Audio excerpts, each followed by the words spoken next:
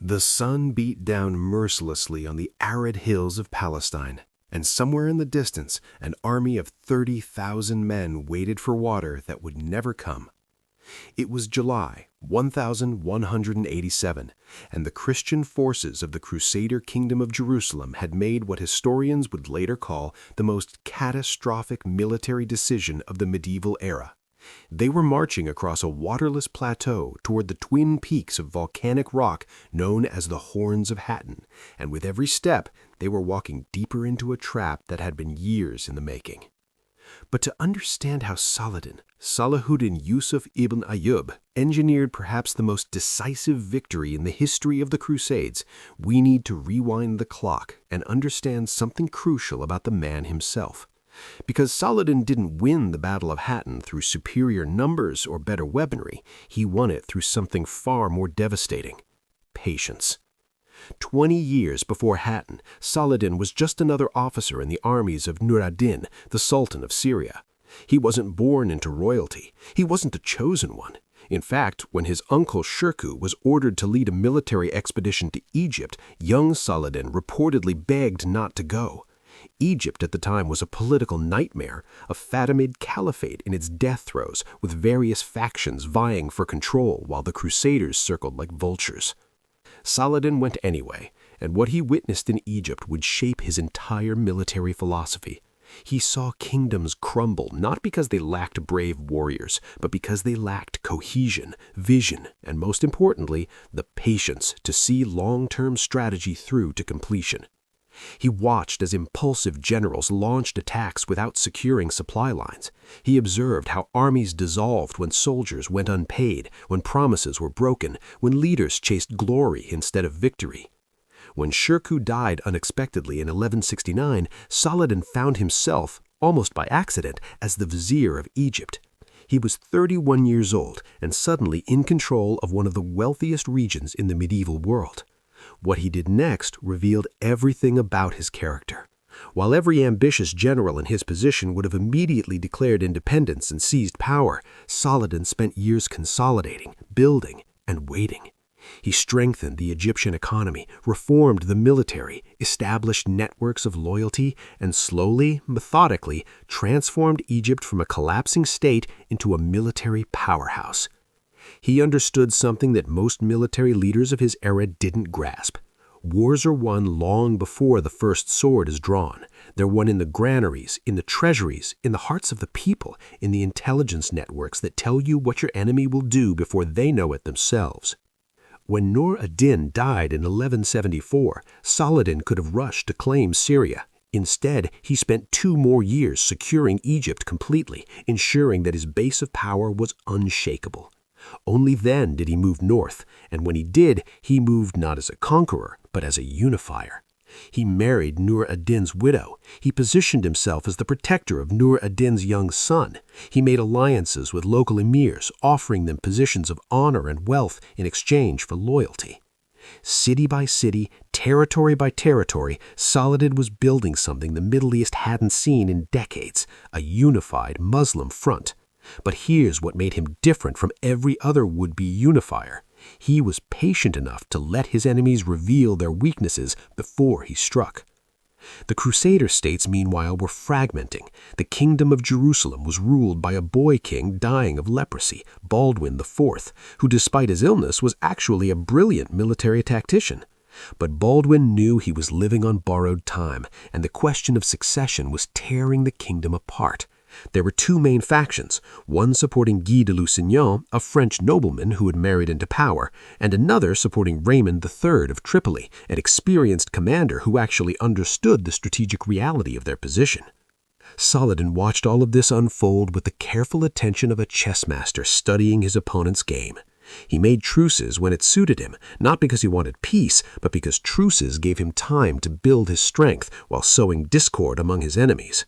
In 1183, he signed a 4-year truce with Baldwin IV. The young leper king understood what Saladin was doing. He knew that peace favored the Muslims because it gave Saladin time to consolidate his territories while the Crusader states stagnated. But Baldwin was dying, and he needed time as desperately as Saladin did. It was a race between Saladin's unification and Baldwin's succession crisis, and Baldwin lost. He died in 1185, and the kingdom descended into exactly the chaos he had feared. Guy de Lusignan became king, and Saladin must have smiled when he heard the news. Guy was everything Saladin could have hoped for in an opponent: ambitious, proud, easily manipulated by his more aggressive advisors, and completely lacking in strategic patience. Raymond of Tripoli, the experienced commander, was sidelined and bitter. The Crusader leadership was divided at exactly the moment they needed unity most. But Saladin still didn't attack. He waited for the perfect provocation, the incident that would justify war and rally all Muslims to his cause.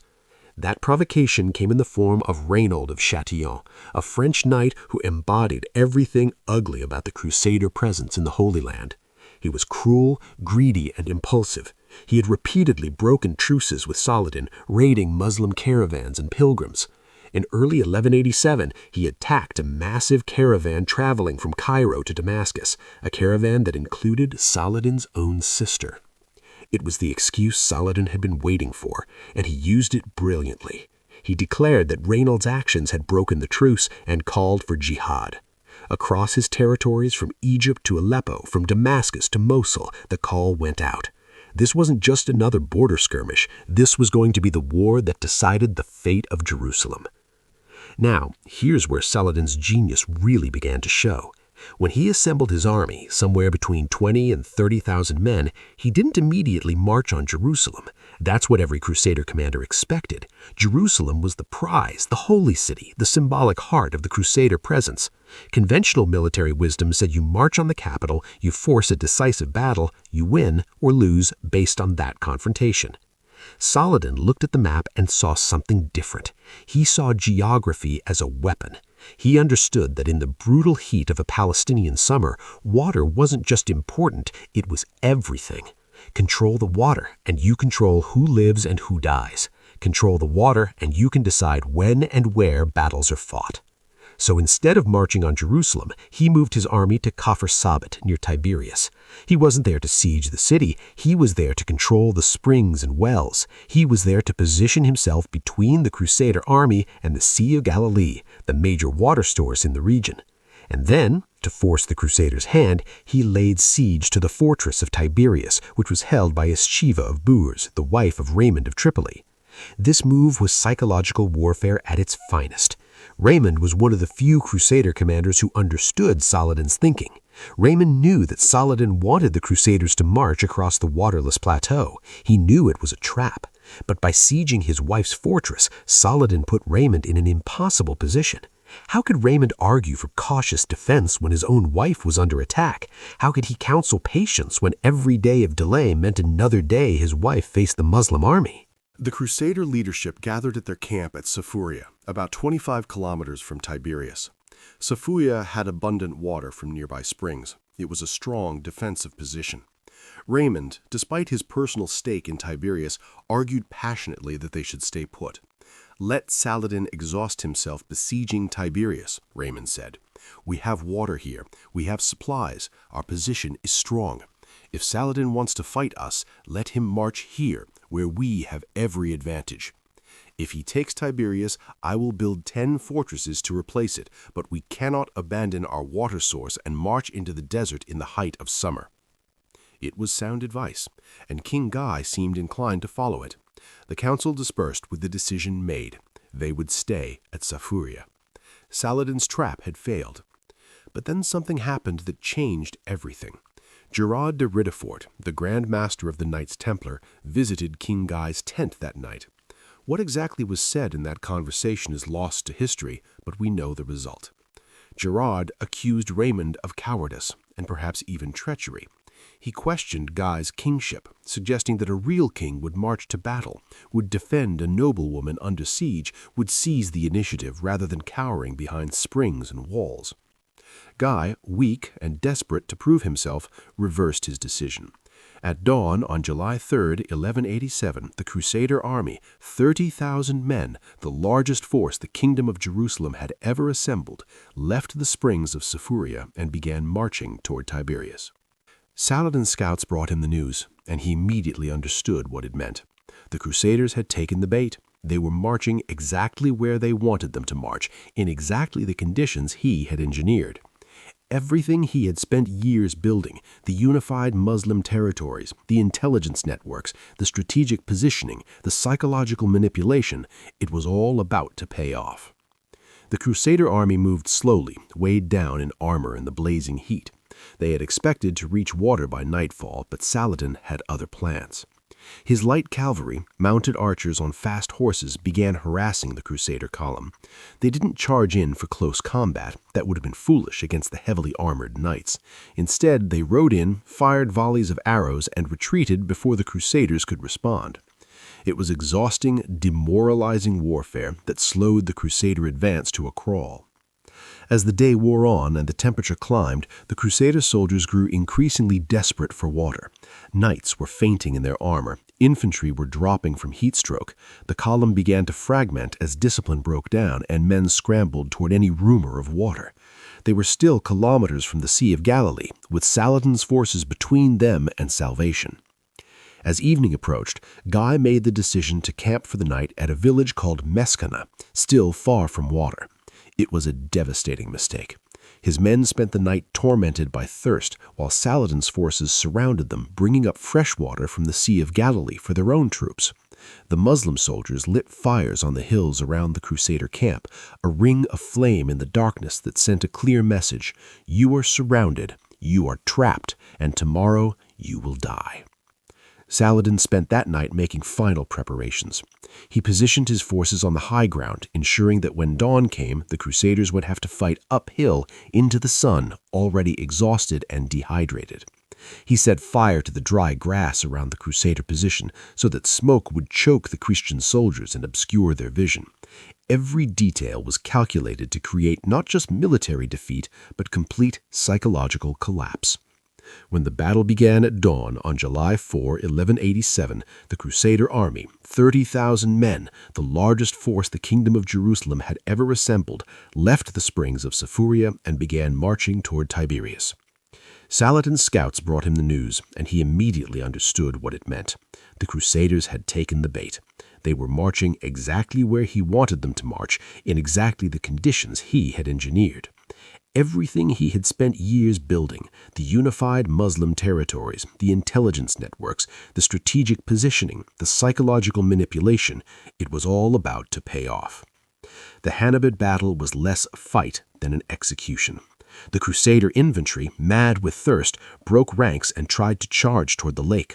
They were cut down by the thousands. The knights, the elite heavy cavalry that was supposed to be the kingdom's greatest military asset, found themselves unable to charge effectively uphill through smoke and arrows while carrying men weakened by dehydration. Raymond of Tripoli, commanding the vanguard, made one desperate cavalry charge through a gap in Saladin's lines. Some historians argue he was trying to break through to get help. Others suggest he knew the battle was lost and was simply trying to save his own life. Either way, his charge succeeded in escaping, but it left the rest of the army leaderless and demoralized. The remaining Crusader forces clustered on the horns of Hattin, the twin peaks of volcanic rock, making their last stand. King Guy had his tent pitched on the hillside in a desperate attempt to maintain some semblance of command. By mid-afternoon, it was over. The Crusader army had been annihilated.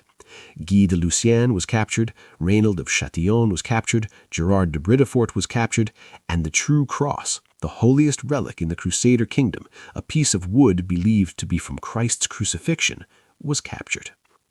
Saladin had Guy and Reynold brought before him. He offered water to Guy, a gesture of mercy that in Middle Eastern culture meant Guy's life would be spared. But when Guy passed the water to Reynold, Saladin stopped him. "You did not ask my permission to give him water." Then he turned to Reynold and reminded him of his broken truces, his attacks on pilgrims, his insults to the Prophet. Saladin drew his sword and personally executed Reynold. Guy, watching in horror, thought he was next, but Saladin reassured him, "A king does not kill a king." It was a demonstration of Saladin's understanding of power and propaganda. Reynold's execution was justice for broken promises and would be celebrated throughout the Muslim world. Guy's sparing was a demonstration of mercy and royal honor that would be noted by chroniclers on both sides. Every action Saladin took was calculated not just for military effect, but for its impact on public opinion and morale. The Battle of Hattin destroyed the Crusader kingdom's ability to defend itself. The army was gone, the leadership was captured or dead, castles and cities across the kingdom had been stripped of their garrisons to form the army at Hattin, and now those garrisons were dead or prisoner. Within 3 months, Saladin had captured Acre, Beirut, Sidon, Nazareth, Caesarea, Nablus, Jaffa, and Ascalon. On October 2, 1187, Jerusalem itself surrendered. The city that the First Crusade had taken in 1099 with a massacre so brutal that, according to one chronicle, blood flowed ankle-deep in the streets, was retaken by Saladin with minimal bloodshed. He offered terms. Inhabitants could ransom themselves for modest amounts, and those who couldn't pay would be enslaved, but then he personally paid the ransom for thousands of the poor. Churches were converted to mosques, but the Christian holy sites were largely protected. Jews who had been banned from Jerusalem by the Crusaders were welcomed back. The contrast between the Christian conquest of 1099 and the Muslim reconquest of 1087 became a powerful propaganda tool for Saladin. While Crusader chroniclers had boasted of wading through blood, Muslim chroniclers could point to Saladin's mercy and honor. It was brilliant strategic thinking even in victory. He was setting the terms for how history would remember him. But here's what's truly fascinating about Saladin's victory at Hattin. It wasn't really won on July 4th, 1187. It was won through years of patient preparation. Every truce he signed that his enemies thought was weakness was actually him buying time to build strength. Every diplomatic marriage, every alliance with a local emir, every administrative reform in Egypt, these were the real weapons that won Hattin. The actual battle was just the culmination, the moment when all that patient preparation paid off. Think about the layers of strategy involved. First, Saladin had to unify Muslim territories that had been fragmented for decades. That took years of careful diplomacy and the wisdom to move slowly enough that his expansion felt inevitable rather than aggressive. Second, he had to wait for the right moment to strike, which meant resisting the urge to attack when the Crusader state seemed vulnerable, but the timing wasn't perfect. Third, he had to engineer a situation where the Crusaders would make a catastrophic tactical mistake, marching away from water in summer, which required understanding his enemy's psychology well enough to manipulate their decision-making. Fourth, he had to have the logistical infrastructure in place to support his army for an extended campaign, which meant years of economic and administrative reforms. And fifth, he had to control the narrative, both during and after the battle, ensuring that his victory was seen not just as a military achievement, but as a triumph of justice and faith. That's not generalship in the conventional sense of directing troops on a battlefield. That's statecraft, psychology, logistics, economics, and military strategy, all woven together into a coherent long-term plan. Saladin saw warfare as just one tool in a much larger strategic framework, and he was willing to wait years for the right moment to use that tool. There's a story told about Saladin that illustrates this perfectly, though like many medieval stories, its historical accuracy is debatable. According to the tale, one of Saladin's generals once complained about the length of time they spent preparing for campaigns rather than fighting. Saladin took the general to an orchard and asked him which tree would provide the best fruit. The general pointed to a tall, strong tree. Saladin then asked him how long that tree had taken to grow. "Many years," the general admitted. "And if you cut it down today for timber," Saladin asked, "how long before another tree grows in its place?" The general understood the lesson. Quick victories are like taking timber from a tree, useful in the moment, but destroying something that took years to build. Real, lasting victory requires the patience to let your strategy grow and mature before you harvest its fruits. After Hattin, the Christian world was shocked into action. The Third Crusade was launched, led by some of the most famous warriors in European history, Richard the Lionheart of England, Philip II of France, and Frederick Barbarossa of Germany. This was the crusade of legend, the one that dominates popular imagination, with Richard and Saladin engaging in a protracted struggle that would last for years. But even here, even facing the greatest military minds Europe could send against him, Saladin's strategy remained consistent: patience, logistics, and psychological warfare. When Richard laid siege to Acre, Saladin didn't try to defeat the Crusaders in a single decisive battle. Instead, he harassed their supply lines, prolonged the siege, let disease and exhaustion do his work for him. When Richard finally captured Acre after 2 years, he had lost nearly half his forces to illness and starvation. The Crusaders would never reach Jerusalem. Saladin and Richard eventually signed a treaty in 1192. Jerusalem would remain in Muslim hands, but Christian pilgrims would be allowed to visit the holy sites. It was a compromise, but in strategic terms, Saladin had won. The Crusader kingdom was reduced to a coastal strip. Jerusalem, the holy city that had been the entire point of the Crusades, was lost to Christendom and would remain so for 700 years. Saladin died in 1193, less than a year after making peace with Richard. He was 55 years old, and according to his treasurer, had given away so much of his wealth in charity and to his soldiers that there wasn't enough money in his treasury for his funeral. His empire was divided among his sons and brothers, and eventually fragmented as medieval empires always did. But the strategic principles he demonstrated, the patient, methodical approach to warfare, the understanding that battles are won through logistics and psychology as much as through courage and sword skill, these lessons echo through military history. Modern military strategists still study Hattin, not because of the tactics used in the battle itself. Medieval warfare is obviously obsolete, but because of the strategic thinking that made the battle possible. The way Saladin controlled resources, particularly water, anticipates modern theories of strategic choke points and resource denial. His use of intelligence networks and propaganda mirrors contemporary information warfare. His understanding that political unity is a prerequisite for military success is still taught in war colleges around the world. But perhaps the most relevant lesson from Saladin's career, especially in our modern age of instant gratification and short-term thinking, is this: meaningful victory requires patience. It requires resisting the pressure to act immediately, to respond to every provocation, to chase short-term gains at the expense of long-term positioning.